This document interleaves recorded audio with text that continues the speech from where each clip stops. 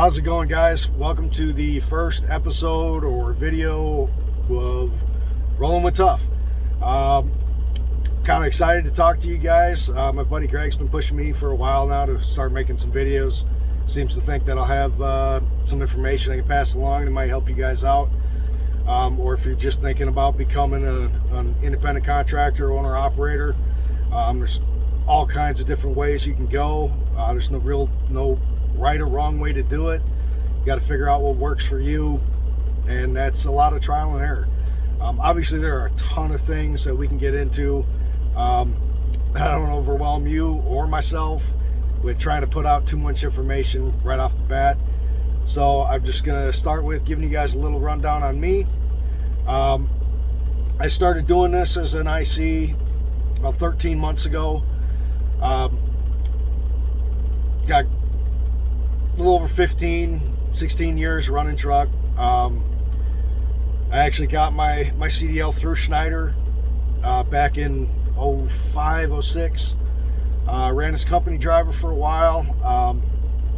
And then my wife and I found out we were pregnant with our third kid, and being over the road just wasn't the right option. So I ended up taking a job with a ready mix company and ran dry bulk pneumatic for about 11 years.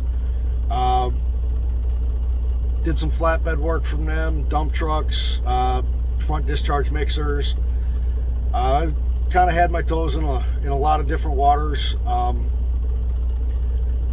Once I left running ready mix, I got into the oil field, which is actually where I met Greg. If you guys follow him, with Greg rolls on, you guys know he's a goofy boy. He's a good guy though. He's got a lot of good information. I'll probably help you out same way he helped me out. Running the oil field, I did what they called air slides, which are just dry bulk pneumatics, and sandboxes. Occasional flatbed, did some chemical stuff for them.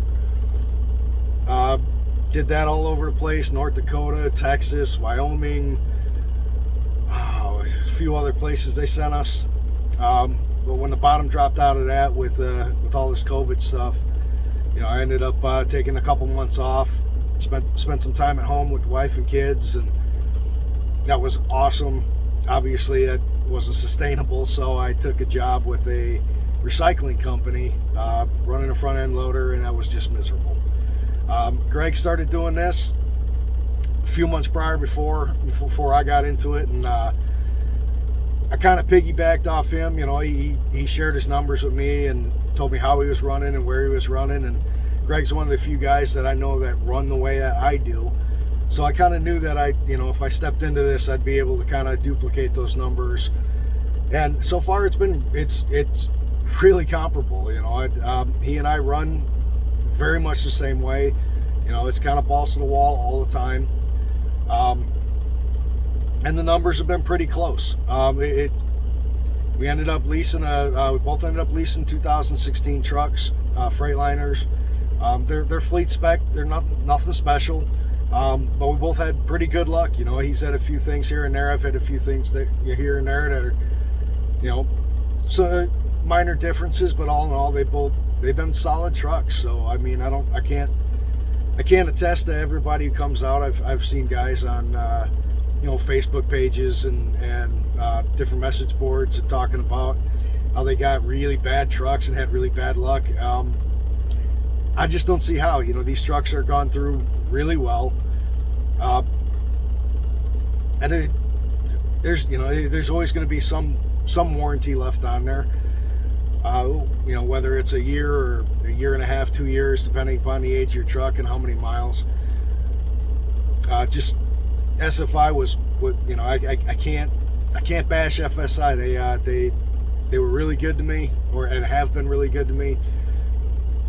They put me in a really solid truck, and that makes a huge difference. If I had come out and been 3, 4, 5 weeks on the road and started running into major problems and projects, I'm sure it would have been discouraging. It probably would have set me back. I don't know if it would have felt like it was worth sticking with this. Everybody's experience is going to be a little bit different. I went through Nathan Green over at SFI. he was outstanding. When I called him up, I was frustrated with my job and I was ready to pull the trigger. It took a couple days for me to walk through some of the basics with him, and and I pulled the trigger. I immediately went and got my CD or my LLC and my tax ID number, and and it was just kind of balls to the wall since. I did my orientation the week following Thanksgiving, so first week in December. Took a couple days to get through orientation. There were some hiccups because of some weather, but yeah, it was hit the road from orientation and kind of never looked back. If you guys are thinking about getting into being an owner operator and running your own truck, I can't say enough good things about it. It's I never want to go back to working for somebody else. This has been a huge learning experience and a good one. There's always going to be issues. The past couple of weeks for me have been a little rough. I've had some delays at shippers, loads not being ready, loads that were canceled or rescheduled and I wasn't told about it. Stuff like that's going to happen. There's a lot of guys that talk about booking out 3, 4, 5 days in advance. You'll see some of these other guys that talk about booking out 2 weeks in advance. Me personally, I try never to go more than 2 loads ahead of where I'm at. And that just it makes it easier to recover. So if I have a load, a few days ago I showed up, pick up a drop-in hook that wasn't ready. Didn't seem like it was going to be too big a deal when I got there. I was just planning on picking up the load, going 30, 40 miles down the road and stopping and doing my 10 anyway. So when he told me it'd probably be 10, 12 hours, I didn't really think anything of it. Went back the next day to pick it up and it still wasn't ready. Not only was it not ready, it wasn't even close to being loaded. It was a cabinet maker, and apparently they assemble these cabinets as they're putting them on the truck. So it was going to be another 10 to 12 hours. I ended up sitting there about 22 and a half hours, which just seems insane to me. But because I didn't have too much booked out after that, I had one load that I had booked after that, and I had a pretty wide window on that one. And so when I finally was able to pick up that load, I crunched the numbers and it looked like I would get there in the nick of time or a few hours late. I ended up actually getting there about 6 hours before the end of that drop window, just because I got lucky and traffic on my way down there was it was perfect. I didn't run into a single issue. So it's going to be hit or miss. For me it was, I try not to book too far ahead just so that when I do run into issues, I'm not trying to scrap 5, 6, 7 days worth of loads and start from scratch and rebook all that all over again. And I've kind of found that if you book a day or two ahead of time, let's turn that light back on. If you book a day or two ahead of time and you leave yourself a little bit of a window, if you do run into an issue, it's a lot easier to find something, find an alternate route. And Greg's calling me, so I'm going to hand up start. Yeah, you know what? I'll call him back in a minute. Let's decline that. Anyway, I'm sure you guys got all kinds of questions. Like I said, I went through FSI to get my truck, and I ended up signing on with Schneider, with their choice board. I think I was one of the last classes that had the option of the choice board. I did run that for about 4 or 5 months when they started making the switch to the air board. I was a little cautious about getting into that just because I was still learning the choice board at the time. There wasn't a big difference, there wasn't much of a learning curve from one to the other. The biggest difference was you didn't see your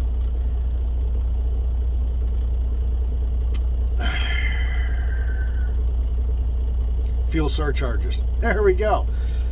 Yeah, that's a brain fart, definitely. Anyway, guys, if you guys have questions, if you're curious as to how I run my numbers, I put together a pretty detailed spreadsheet I keep track of, you know, my all miles driven, loaded miles, deadhead miles, out of route miles. Keep track of my operation cost per mile versus my profit per mile. You know, in one of these videos, I'm sure I'll break that down and I'll show that to you guys. You know, if you guys got questions, throw them in the comment section. I'll try to touch on some of the subjects you guys want to talk about.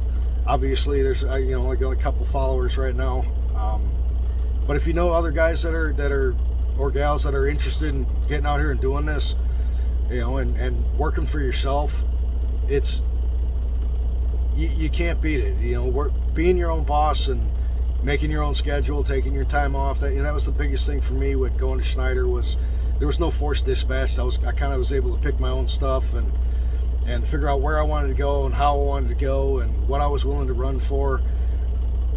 You know, and it was a learning curve over the first 6 to 8 weeks, and why it's still a learning curve. I'm learning new stuff all the time. But you know, if you get to the point where you're not learning nothing, then you're doing something wrong, because you should always learn something. Anyway, guys, thanks for tuning in and checking out my videos. I'll try to get some more stuff made up, and we'll touch on some specific topics. And you know, we talk about the load board, we talk about the trucks, maintenance, you know, your lease purchase program and your MMA account, stuff like that. If you guys have questions, you know, just throw something in the comment section, shoot me an email. I'll try to get back to you. Like I said, I kind of run balls to the wall, so if I don't get back to you right away, please don't think I'm ignoring you. Anyway, it's I'm glad you guys are tuning in, and hopefully I can help you guys with some stuff. So until I post the next video, you know, keep your rubber side down and keep it between the lines. All right, later, guys.